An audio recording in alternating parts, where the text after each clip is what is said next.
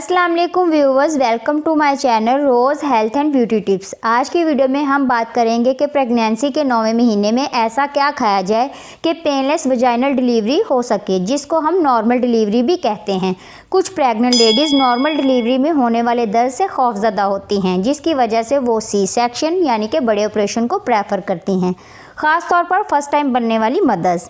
तो व्यूवर्स, अगर आपकी प्रेगनेंसी नॉर्मल है, इसमें किसी किस्म की कोई प्रॉब्लम नहीं, तो आप नॉर्मल डिलीवरी ही करवाएं, क्योंकि इसके आपको बहुत से बेनिफिट्स हैं सी सेक्शन की निस्बत।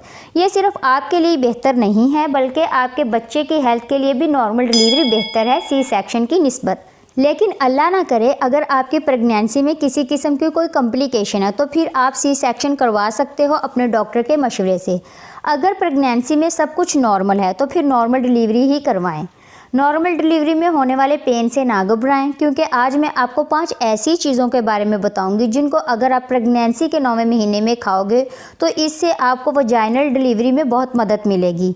आपको कम दर्द होगा और आपकी डिलीवरी जल्दी और आसानी से हो जाएगी।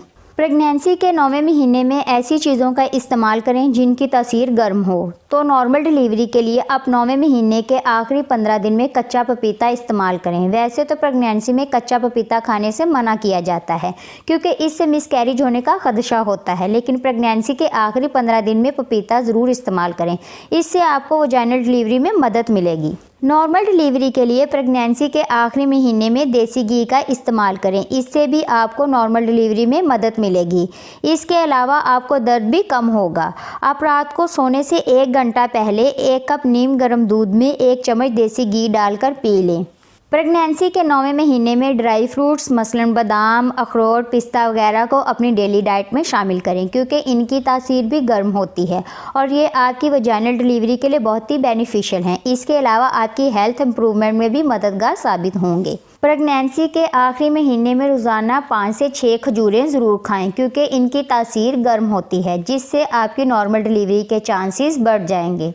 नॉर्मल डिलीवरी के लिए ज़रूरी है कि आप पानी का प्रॉपर इस्तेमाल करें, लेकिन अगर प्रेगनेंसी के आखिरी 2 हफ्तों में आप हल्के नीम गर्म पानी का इस्तेमाल करोगे तो इससे नॉर्मल डिलीवरी के चांसेस बढ़ जाएंगे। इसके अलावा नीम गर्म पानी पीने से आप अपनी खुराक को भी जल्दी हज़म कर पाओगे और आप ख़ुद को लाइट और फ्रेश फील करोगे। इन फूड्स को इस्तेमाल करने के अलावा डेली सुबह और शाम 15 से 30 मिनट तक वॉक करें, इससे भी नॉर्मल डिलीवरी के चांसेस बढ़ जाएंगे। खुद को एक्टिव रखें, घर के काम काज करें। अगर आप बैठकर पोछा लगाओगे तो वो बेस्ट है। तब तक बेड रेस्ट ना करें जब तक डॉक्टर ना कहे। मैं उम्मीद करती हूँ कि आपको आज की वीडियो अच्छी लगी होगी। अगर हाँ, तो फिर वीडियो को लाइक और शेयर ज़रूर कीजिएगा और मेरे channel rose health and beauty tips को सब्सक्राइब करना मत भूलिएगा।